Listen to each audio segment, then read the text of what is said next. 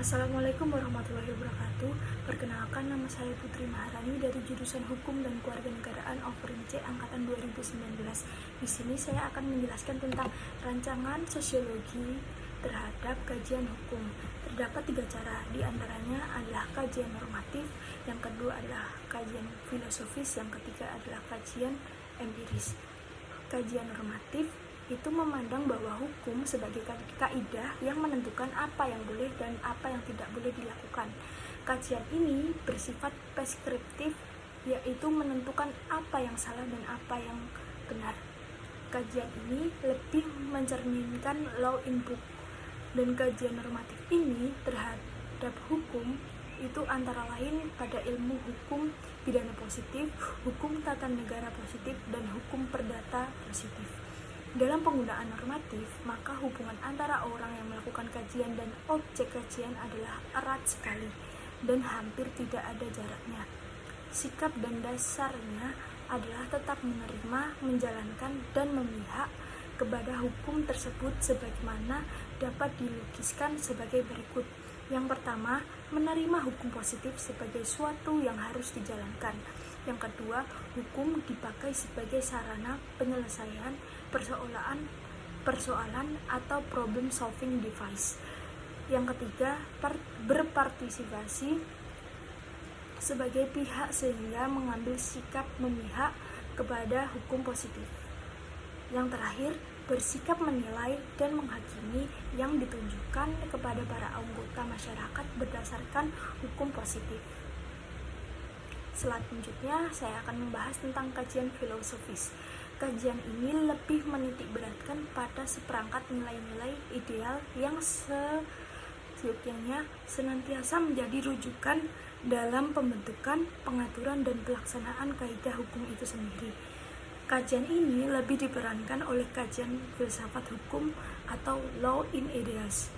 Kajian ini ada dalam kajian hukum karena studi hukum dimulai tidak sebagai disiplin yang bersifat otonom, melainkan sebagai bagian dari studi filsafat. Tujuan utama kajian filosofis ini adalah ingin memahami secara mendalam hakikat dari hukum itu tersebut. Karena itu, filsafat hukum mengandaikan bahwa teori pengetahuan atau epistemologi dan etika. Aliran-aliran dalam kajian ini ada 4, yaitu hukum kodrat, idealisme, marxisme, dan Reine Lehrer. Yang selanjutnya adalah kajian empiris. Kajian ini memandang ilmu hukum sebagai kenyataan yang mencakup kenyataan sosial dan kultur. Kajian ini juga bersifat deskriptif, dan metode empiris ini lahir disebabkan karena metode atau kajian hukum secara normatif tidak lagi mendapat tempat. Selanjutnya saya akan membahas tentang objek kajian sosiologi hukum. Yang pertama adalah model kemasyarakatan atau sociological model, di mana model kemasyarakatan adalah bentuk-bentuk interaksi yang terjadi dalam kehidupan bermasyarakat. Adapun model kemasyarakatan diantaranya yang pertama interaksi sosial, yang berarti suatu kehidupan bersama yang menunjukkan dinamikanya. Tanpa itu masyarakat akan kurang atau bahkan tidak mengalami perkembangan. Yang kedua ada sistem sosial, yaitu dapat diartikan secara umum sebagai keseluruhan elemen atau bagian-bagian yang saling tergantung satu sama lain.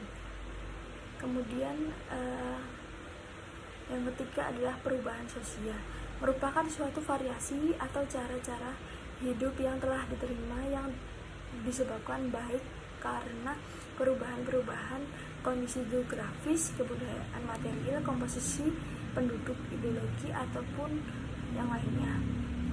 Yang selanjutnya adalah struktur sosial.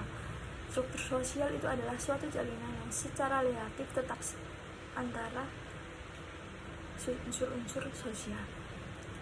Yang ketiga adalah perilaku atau behavior.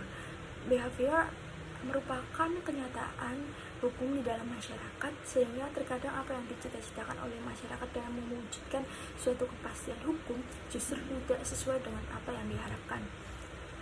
Selanjutnya saya akan menjelaskan tentang pendekatan sosiologi terhadap hukum. Abad ke-19 ditandai dengan munculnya gerakan positivisme dalam hukum. Abad tersebut menerima dan waris pemikirannya dari masa-masa sebelum bersifat idealistis.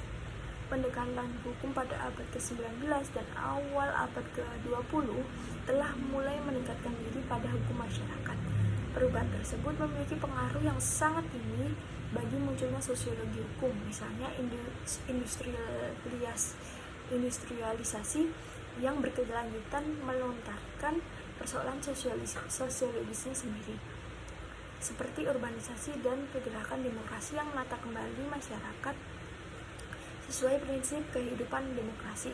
Dominasi tradisi pemikiran hukum analitis positivis sejak abad ke-19 secara perlahan ditentang oleh munculnya pemikiran yang menempatkan studi hukum yang tidak lagi berpusat pada perundang-undangan, melainkan dalam konteks yang luas kajiannya, yaitu masyarakat. Dalam bidang ekonomi, di Skandinavia dikeluarkan peraturan perundang-undangan untuk mempercepat perubahan dan munculnya negara kesejahteraan. Kebijaksanaan tersebut terbentur dengan pemikiran tradisional yang berorientasi liberal.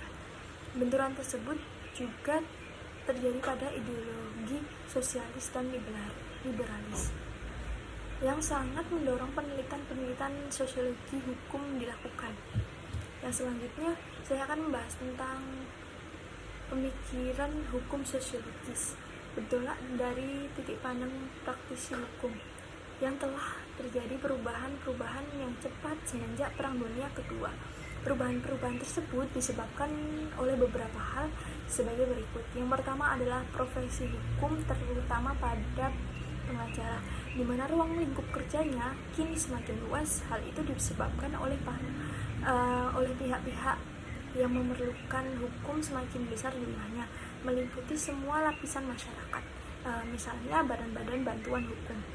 Yang kedua adalah hukum yang kebanyakan orang tidak lebih dari sekumpulan undang-undang atau hanya merupakan suatu bidang studi yang mempelajari tentang undang-undang atau peraturan-peraturan kini telah dikembangkan menjadi lebih sistematis serta memiliki teknik penelitian, penelaahan, dan pemahaman secara luas dan lebih rumit.